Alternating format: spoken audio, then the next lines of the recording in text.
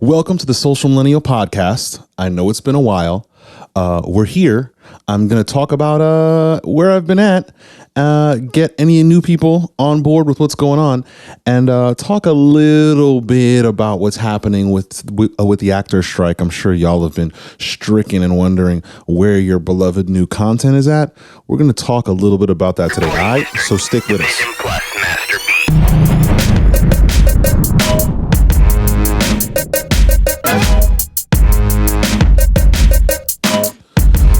All right. So, wait. First, let me. My Dragon Ball Super Cup.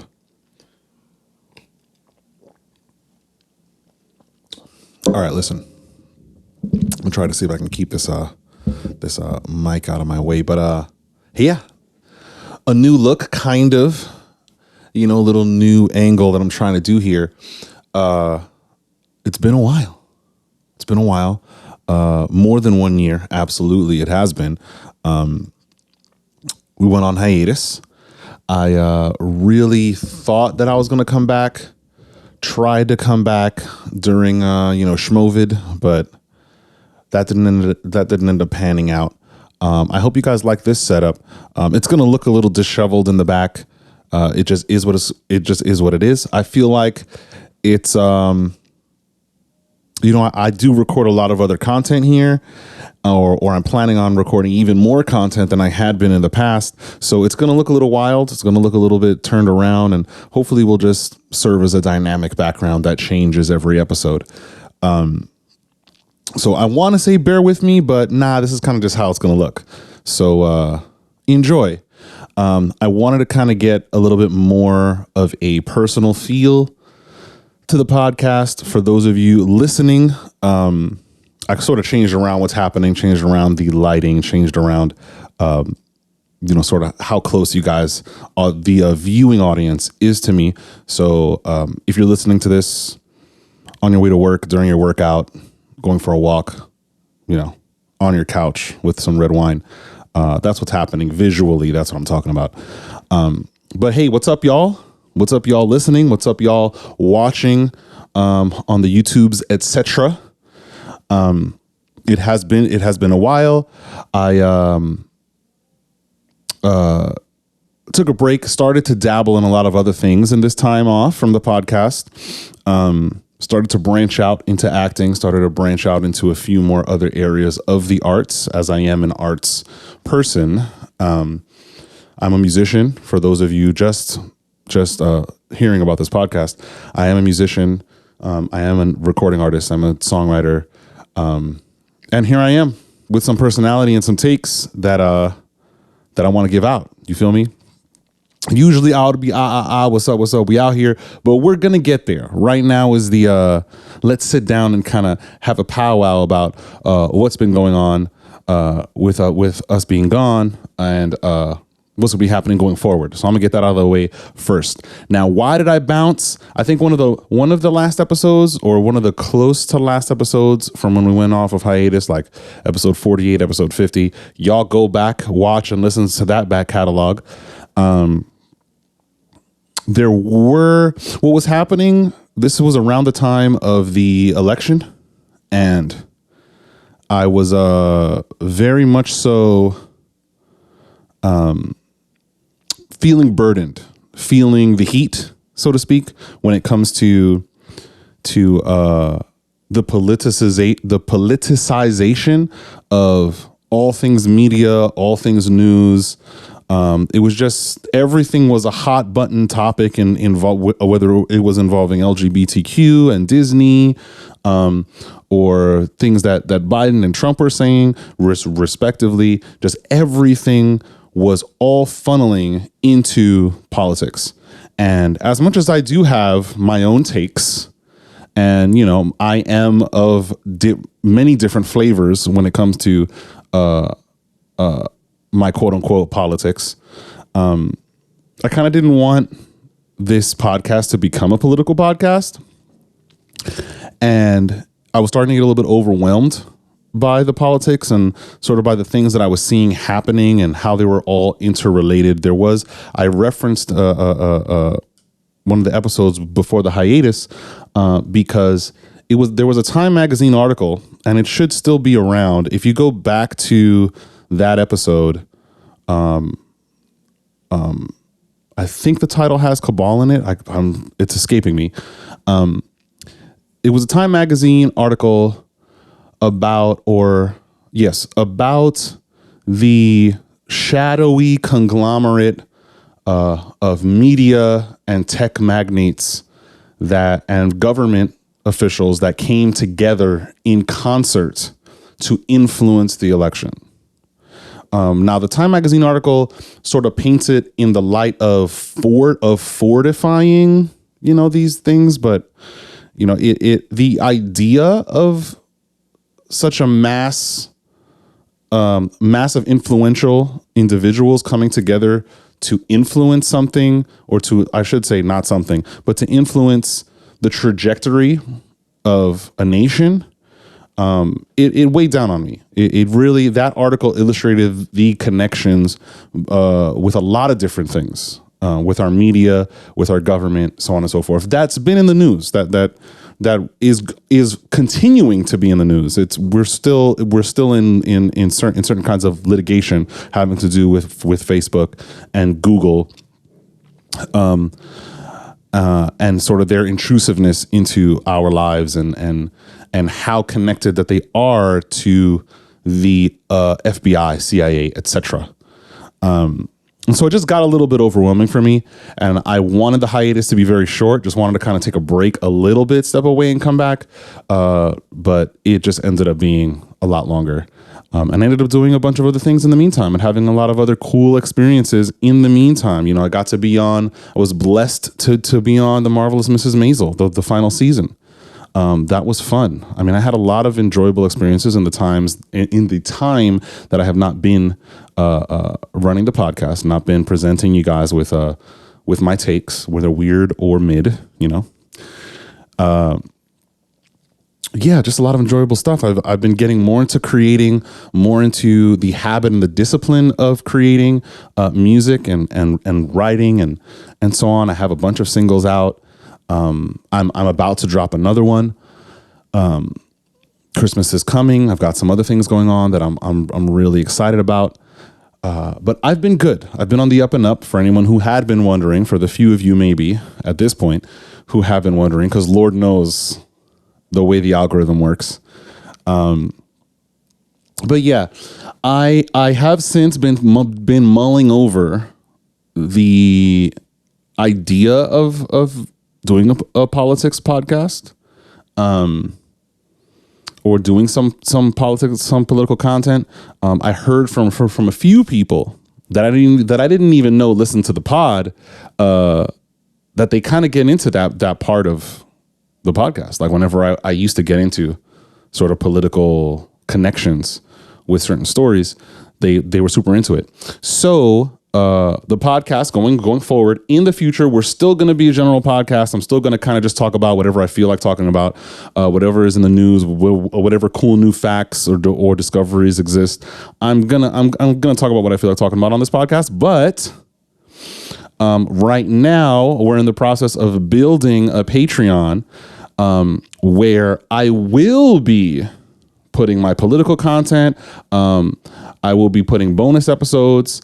That's not even political content, just a bonus general episode during the week. And then I'll just be putting in maybe every 2 weeks or however that ends up working. I'll be uploading just straight concentrated subjects. So, if Marvel's got some things or got some hot takes or some conspiracy theories about what's going on with certain things, whether it be Marvel, Warner DC, UFC, WWE, because those two companies are now under one banner. For those of you who don't know, WWE was bought out by WME, which also owns UFC, and so then they created a new LLC, if I'm not mistaken, TKO, and they're under that now, both of them. That's a whole other thing. We'll talk about that. But I'm going to be doing some concentrated subjects about things that I just really like to talk about: anime, movies, etc., acting, what have you. That will be on the Patreon. on top of a bonus episode. But you guys will be getting this podcast still, this podcast, The Social Millennial, as it exists now and as it has been in the past, free of charge. Please, I would like to ask y'all, wherever y'all can, please give this podcast some props. It helps us with the algorithm. It helps us serve out the podcast. It helps with notifications. Whether you're watching this or whether you're listening to this, hit whatever stars that you got to hit whatever bell that you got to hit for YouTube in order to get the notifications. Please subscribe to the YouTube channel. Subscribe to the Apple Podcast. Subscribe to the Spotify podcast. Subscribe to us. Where y'all can give comments. If y'all think this podcast is trash and y'all think one of my takes is trash, by all means, I would like to know. I would love to know. All right, y'all. We're on social media at Social Millennial Pod. That's on Instagram. That's on TikTok. That's on Facebook. Yeah, we are on TikTok. So please go over there, flood that. We are on IG. Go over there, flood that. Follow us. I do post content there. It's not just clips of the pod. It's memes. It's all kinds of other pop culture stuff that I come across. I definitely dump it there. Meme dumps on IG. TikTok. If you want little snippets of cool parts of the podcast, head over there. Yeah, just give the podcast love. Show us love. Show me love. You feel me? I'm out here offering this up for free. You know what I'm saying? But thank y'all. Thank y'all for listening. If you're returning, thank you so much for returning. Like I said, you know how the algorithm be. Thank you so much. Those of you who are returning to watching, thank you so much because you know how the algorithm be.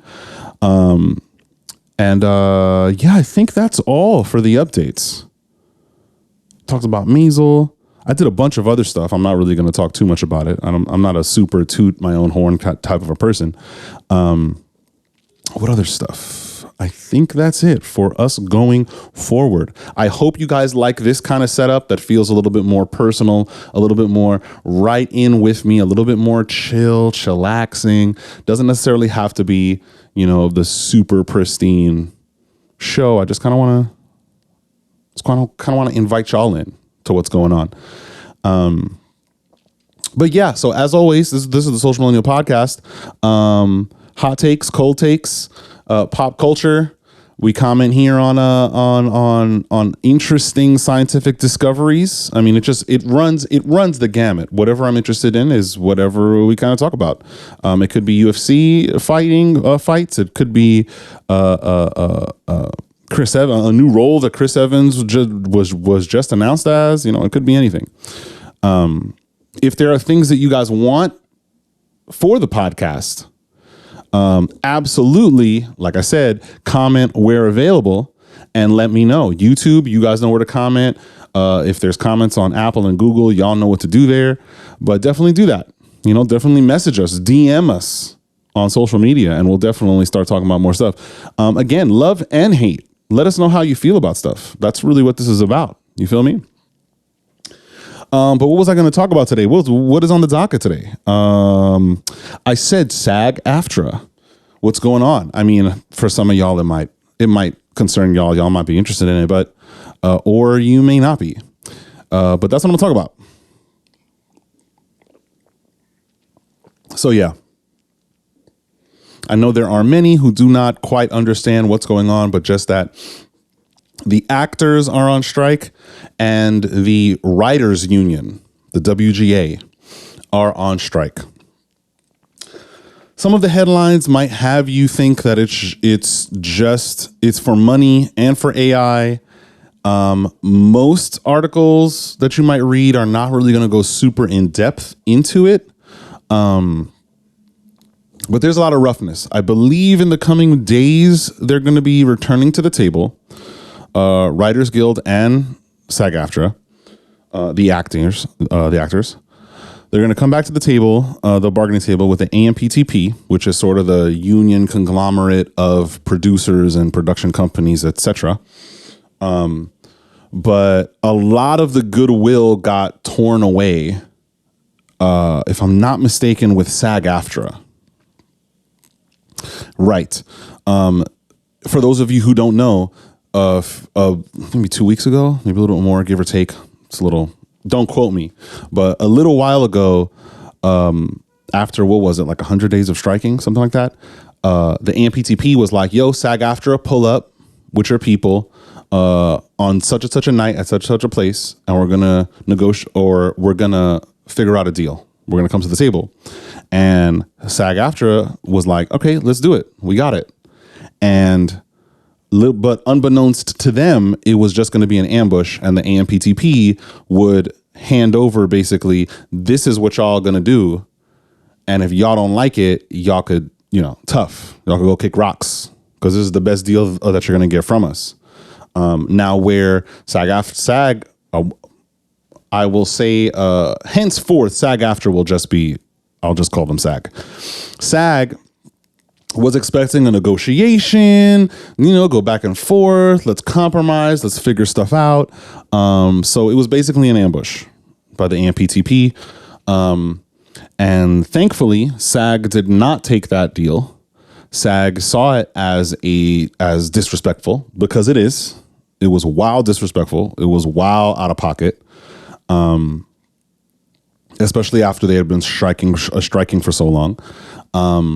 And as a retaliatory measure, and to sort of get the union members to kind of start to fight amongst themselves, the AMPTP released the nature of sort of the terms that they gave, that they handed over to SAG on that night meeting / ambush. Which was a no-no and very bad form, because they had previously agreed with SAG and even with the WGA that during the negotiation process, they were not going to divulge the nature of what was being negotiated. And that it serves good purposes in that it frees up the atmosphere in the meeting room, in the boardroom, to sort of, field ideas. That right now, because we're negotiating, nothing is set in stone. Throw us something, we'll listen to it, we'll hear it. We'll throw out something, you listen to it, you hear it, and little by little we get to a firm sort of deal. And then when the firm deal's done, then everybody knows about it. So I didn't see that as a problem. But AMPTP violated. They blew minds and put out a press release and sent that out. And that was, I feel like the nail in the coffin, because WGA put out something with that. SAG-AFTRA put out a press release talking about how this is trash, and we're going right back to the picket lines. We are not taking whatever deal or that they're putting forward, because it's not really a deal. It's just, this is what it is. And so that brings us up to this point. No one had been to the table anymore. They went their separate ways and was picketing and so on and so forth, or have been striking up until this point. What another little notable blip in the radar was Drew Barrymore. If y'all hadn't noticed, kind of trying to bring her show back and then rescinding, like trying to be, oh, people need jobs and they got this, and they got that, and we'll just continue without writers. And everybody like, dog, you're trash. Why are you doing that? If you stand with the writers and you stand with your people, why would you start your show again without the writers? And they're protesting and striking outside of the studio. Like, what are you doing? So I'm glad that she decided to reconsider doing that. But what else? Right. So that was just another little blip in a thing that had happened. But yeah, so some of the big points, some of the big leaning points, tipping points, that's going on with this strike for both the WGA, the Writers Guild, and SAG, the actors, has to do with pay and royalties. Because WGA is not, and SAG, there's certain, the royalty scale or the residual scale for streaming is not the same as residual for TV and film, like traditional media. This was bound to happen. We have all these streaming sites, all these streaming platforms that are putting out their own content exclusively and that are also hosting licensed content. that is essentially or had essentially created a no man's land, sort of a gray zone of who gets certain kinds of revenue and residuals when it comes to the writers and when it comes to the actors in these things. With TV, there's a very clear scale of percentage over a certain amount of time that that a writer will get a residual payment for that. But when it comes to an 8-episode streaming series, that doesn't quite exist in the same way. And when you have TV, say like network television, that'll have 22 episodes a season, that's a lot of revenue in residuals that a writer can receive in order to make a living. As you see the networks or these larger production companies, larger corporations move more towards the streaming model, you're going from 22 episodes to 8 episodes to 6 episodes to 10 episodes, which represent a much smaller degree of residual revenue gathering for the creatives that created the product. So it's becoming more and more tenuous, or it had been becoming more and more tenuous, or more egregious. It has been becoming more and more difficult. There we go. For the writers of this content, for the actors at certain levels to eke out a living doing this.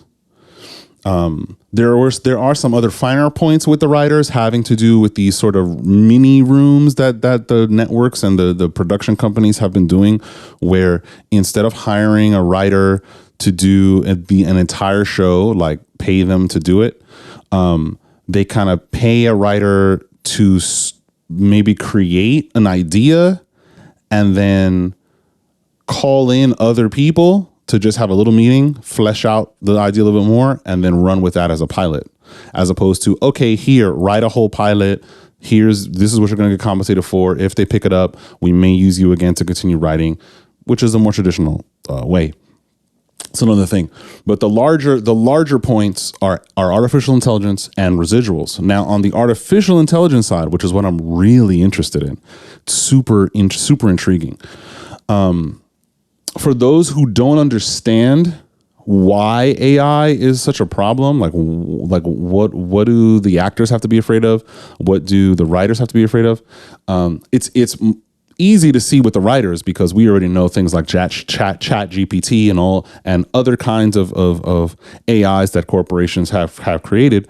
You give it prompts and it spits things back out to you, and you can use that for however you need to use it.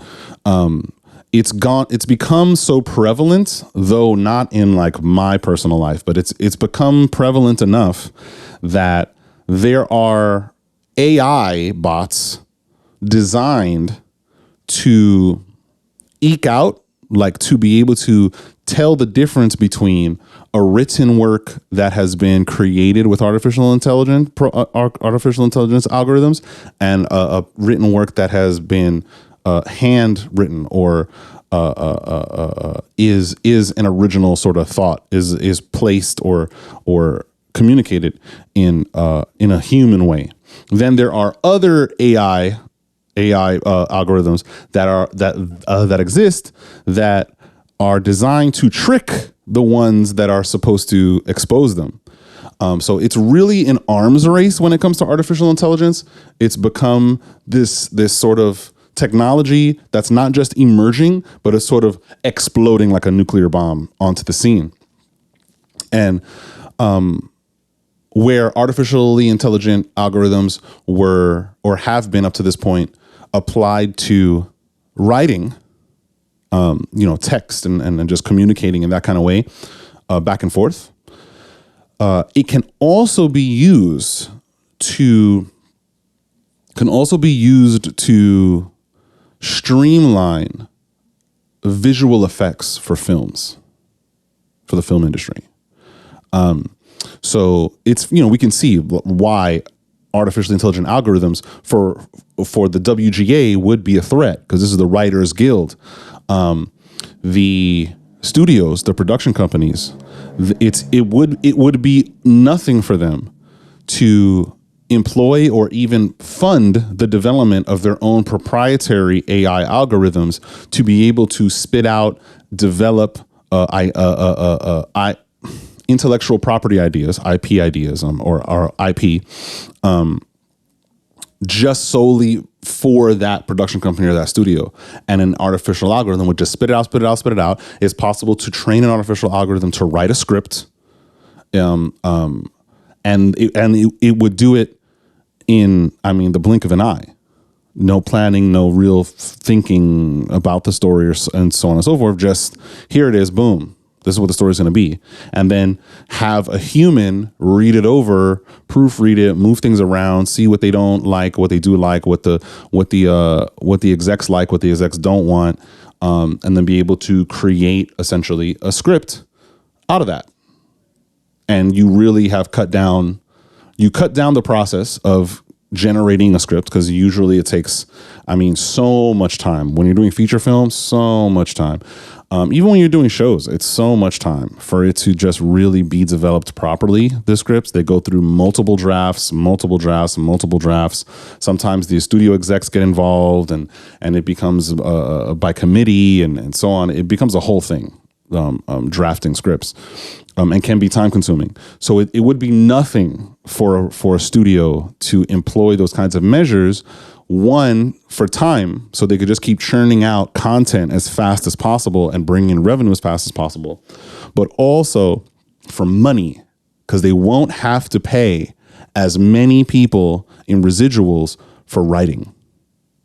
So the WGA is super like, yo, y'all, the AMPTP has to make a deal, and this is both WGA and SAG-AFTRA. They're asking AMPTP to declare, to pledge that they're not going to use artificial intelligence at all, for this reason.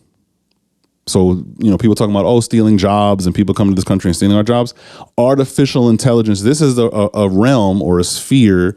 This is an area where artificially intelligent algorithms can absolutely take everyone's job, a huge chunk of manpower, physical people sitting, writing, and acting. It will take the job. Now, let's go over to acting.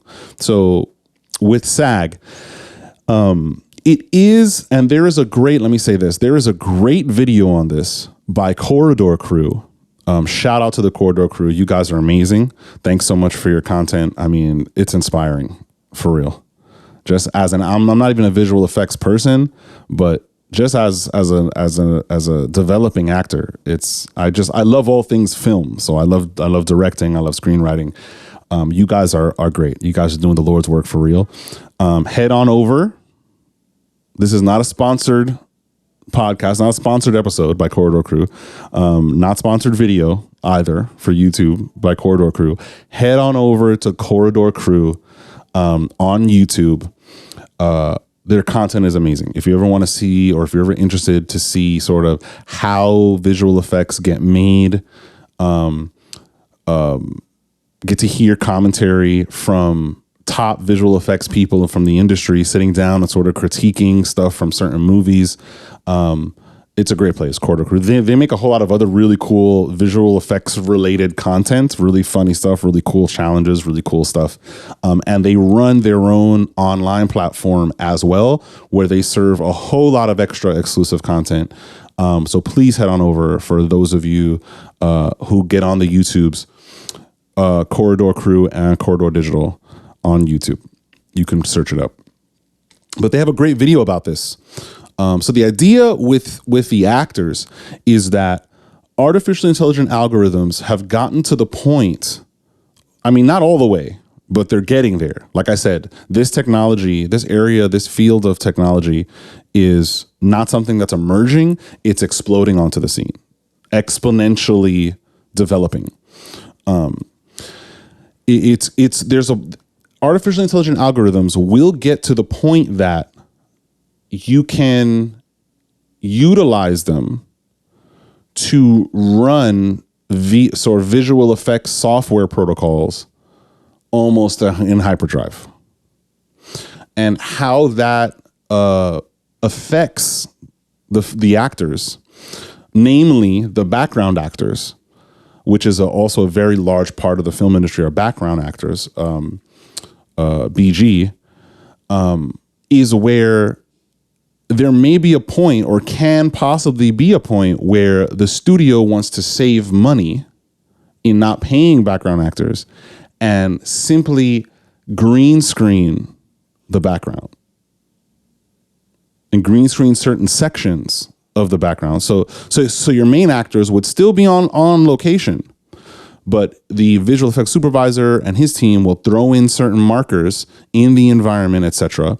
Do what they do, take all that info, plug it into their softwares, plug it into where they need to plug it into, and then with one click of a button, tell an AI algorithm to go.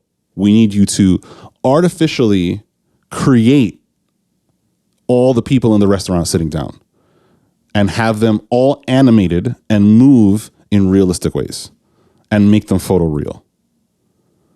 So we're getting to a point, we're not all the way there, but we're getting to a point where that can become a reality, or will become a reality. Right now, it's just about the cost. If once the cost of using artificial intelligence algorithms comes low enough, then the studios will really want to utilize that in order to, again, churn out more and more and more content at a faster pace, but also that they don't have to pay as many visual effects people for the process and for their work. So it would minimize the amount of people. It wouldn't eliminate all the way, but it would minimize the amount of people in the near future, so you don't have to pay as many people. And so Cordo Digital, they have a great video commenting about this, talking about this, where it would really affect background actors. You'd really only have guest stars and the stars of the show for most, not all scenes, but for most scenes. It's possible, especially in feature film. TV, it's a little bit different, but for feature film, it can happen. So SAG, the actors union, is just like the WGA, trying to get the AMPTP, which again is the sort of conglomerate consortium of the studios and producers, etc., to pledge that they're not going to use AI, that they're not going to explore that route, so that all this sector of people, all these the sectors of workers that do bring, that do edify the project and bring life to the project, because I know that any kind of sort of visual media that involves a crowd of people or involves being out in the world, depicting the world, as it were, devoid of background actors, is dead. As much as there are some that may want to downplay the value of background actors, they are background actors. So everyone on that set that's going to be on that camera, walking in front of that camera, etc., is an actor. They have to be in character. They are given routes to walk. They are given ones to start at. They are given actions in order to enrich the scene, in order to bring life to the scene, so that the characters, the main characters that are being portrayed on the screen, their sentiments, their emotions in the moment, in the environment, can be even more believable, because they're set in an environment that the viewer can identify with. You can't have a New York court scene and just have it empty. You can't have a scene outside of the Supreme Court building in Manhattan and it just be empty. Nobody there. That doesn't make any sense. It's New York, middle of the day. People have to be doing things that make sense for New Yorkers to be doing. So hence, background actors. They used to call them extras, but I don't know. I feel like I'm glad that now the better term is background actors. But yeah, so the background actors would take a hit first. And so SAG is trying to have that not happen. Is really trying to have that not happen. And I would really like that to not happen, because I would love to continue doing what I'm doing. As I said, I am a developing actor, so I've definitely been doing a whole lot of background, just sort of maneuvering, positioning myself. So yeah, that's what the big deal is here. Artificially intelligent algorithms are absolutely poised to take over a lot of things. A lot. I mean, it's like for the older people who might be listening, you know, the past generation, it's like having a macro on your computer. So you have like a Windows or a Microsoft Word macro to handle certain things so that you can do it faster. But an AI algorithm will take all of your macros, look at them, and then understand when to implement them without you telling it to do that. That's how wild it is. You turn that AI algorithm on and that's it. It's just doing the things in the background. And that's how it could become with visual effects and with writing. You plug all the information in and that's it. That's it. It's off to the races. And then you would just have one person coming in and proofreading what's happening, looking over to make sure that the end result is what it needs to be. And if a human hand has to touch it, then a human hand will touch it towards the end of the phase. So the artificially intelligent algorithm will do all of the grunt work. It will do all of the heavy lifting. And then a human hand would just sculpt the end result to get it to the end. But even then, the AI, the artificial intelligent algorithm, over time can learn what these finer points are that a human hand would form. Over time, it would learn it. It would understand it. So yeah, y'all, artificial intelligent algorithms are here. It is a thing. And quite frankly, and here now I'm going to get into a little bit of my my theories. I believe that the recent slate of Marvel content was contributed to those scripts. We're not completely artificially intelligent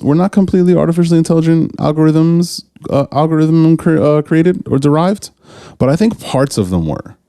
I think it's my theory that Disney has been utilizing artificially intelligent algorithms for their writing for a little while, not for too long, but for a little while. They've started to dabble in it.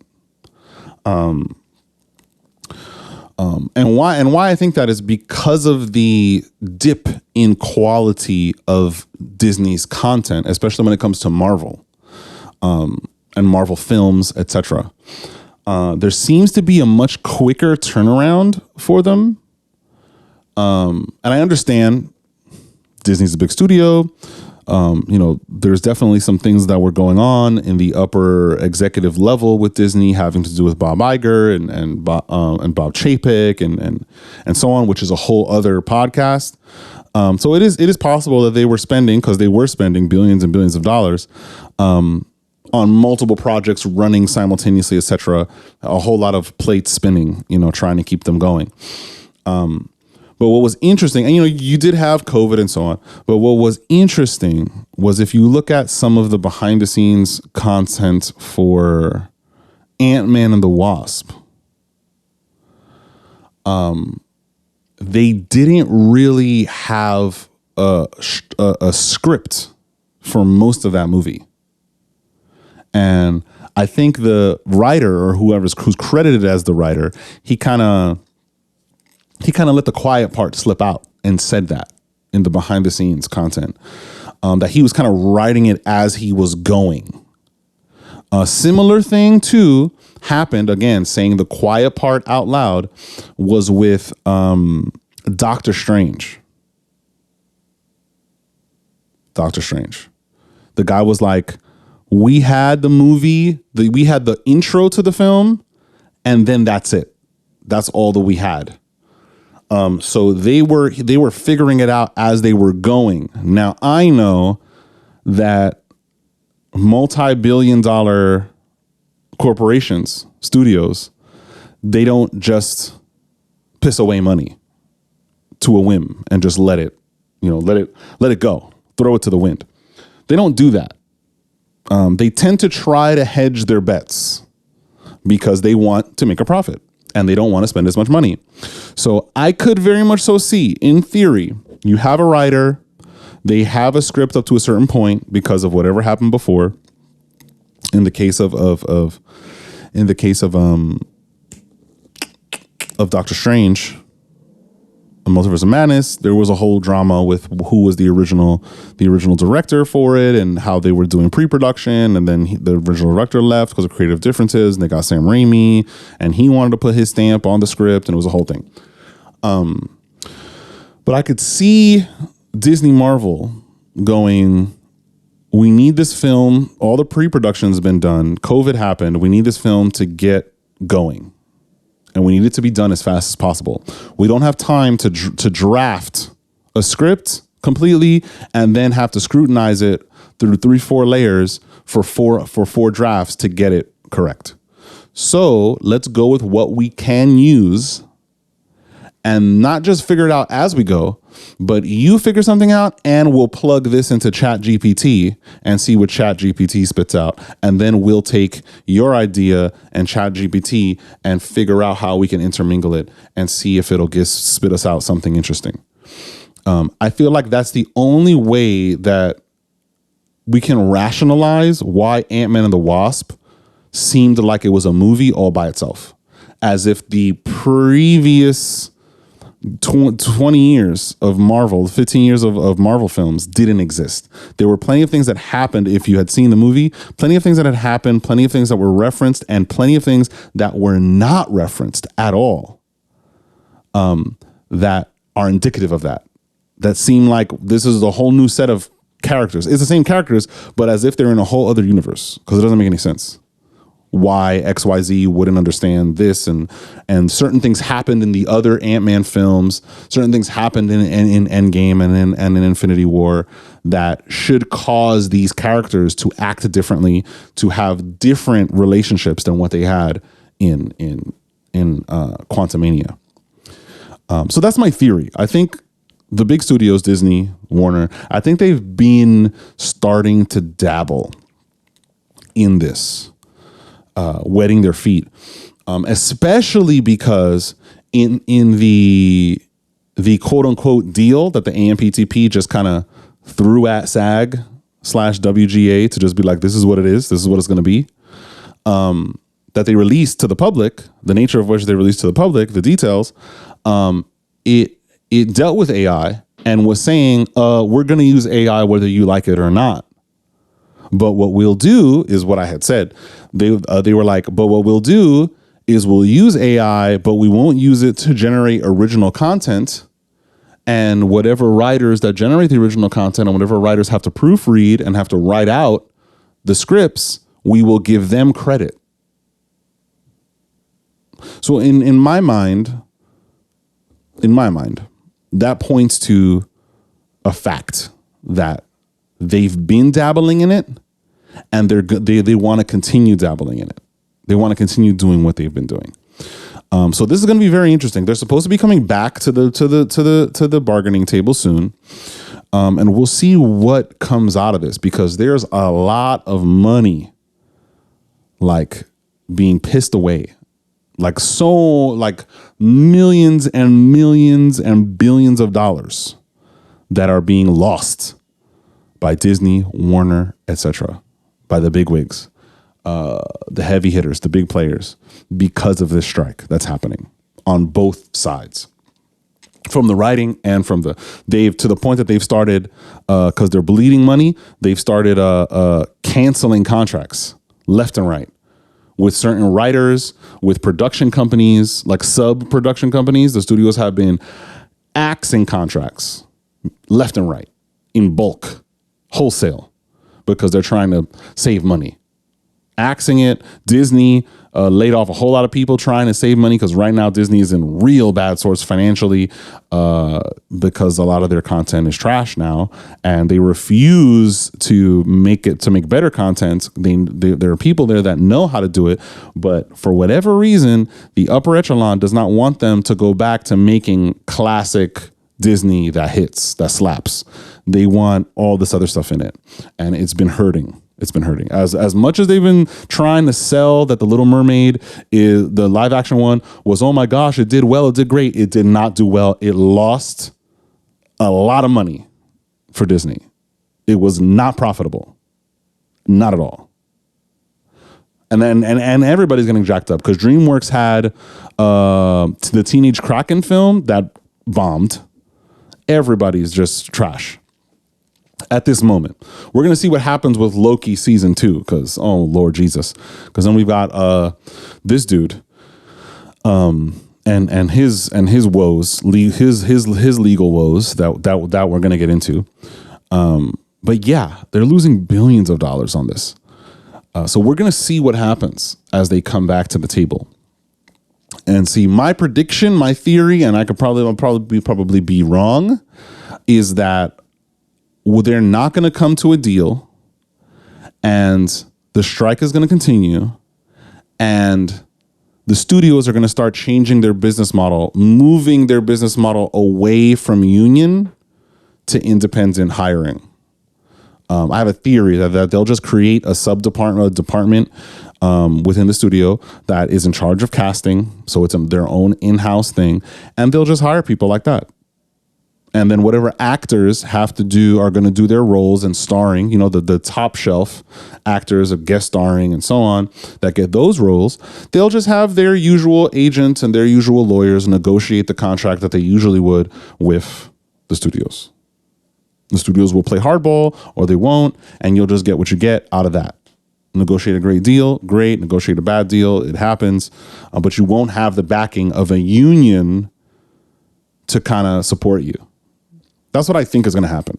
We'll see what happens, though. I hope it doesn't go that way, but we'll see what happens.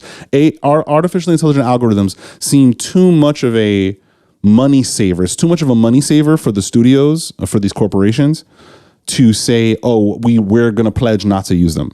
And then have some scandal later that they were using AI the whole time, and then get canceled or whatever else happens to them. So we're going to see. Human greed is a powerful thing. When your bonus is $1.5 million for Christmas, you kind of want to keep that money in the coffers. You kind of want to keep it going. So yeah, that's what I think about that. This marks the end, I think. I'm not going to talk about anything else. I didn't think we'd go this long, but we went long enough. Thank you guys so much. Usually for the show, I'd have multiple topics that I want to talk, that I speak on, multiple stories, multiple discoveries, things that I like. But today was just that. We talked about what I kind of have in the works for this podcast and for this content on Patreon. So definitely look out on that, and I'll keep you guys posted for it. It will be behind a paywall, but I'm not going to charge it. And I'm going to I'm not Netflix. You know what I'm saying? I'm not heartless. Inflation is on another level. Thank you, Bidenomics. Oh my Lord Jesus. That's a whole other, I'm not even going to get into it. Inflation is crazy. We got to pay some bills. So it will be behind a paywall, but it won't be expensive. Trust me, it won't be expensive. And if you guys like that idea, definitely pitch me something. Pitch me sort of videos that y'all want to hear. Y'all want to hear about. Y'all want to have me talk about. And I'll definitely take it into account and see if we can get that done too. We'll have a cool tier system on Patreon. Some of y'all will get exclusive content. Some of y'all won't get extras. But it'll be fun, man. It'll be fun. I'm looking to have a lot of fun with this channel, with this content, and trying to be as consistent as I can be. This in the past was a weekly podcast. I'm trying to keep that as a weekly podcast, trying to keep it going, as a weekly podcast. I do a lot of different things. So if my timing isn't there for every single week, please, y'all, stay with me. The next episode is coming. I guarantee you the next episode's coming. I'm here to stay. We might go on, or no, we will go on hiatus during the Christmas season and New Year's. But we'll be right back at it again. We'll snap right back to the status quo. All right, y'all. So yeah. Podcast is back. We out here. We back, baby. Thank y'all so much for watching for this long, whoever stayed. Thanks so much for listening, who's ever stayed for this long. Thanks so much. Your ear is much appreciated. Your eye is much appreciated. Please do not forget to like, comment, subscribe where available, follow where available. We're on Instagram. We're on TikTok. We're on Facebook at Social Millennial Pod. Social Millennial Pod. If you type in Social Millennial, you'll probably find it, even if you Google it. But yes, please like, subscribe, comment. I'd love to hear you guys' comments. I'd love to see them. I will read them and have a laugh. Whether you don't like what I'm talking about, whether you have a different take than I do, I want to hear it. So absolutely comment and reach out and DM. All right, y'all. Thanks so much for coming back to me. Whether it's a grain amount or a few people, you're much appreciated. Thank you so much. All right, y'all. Peace.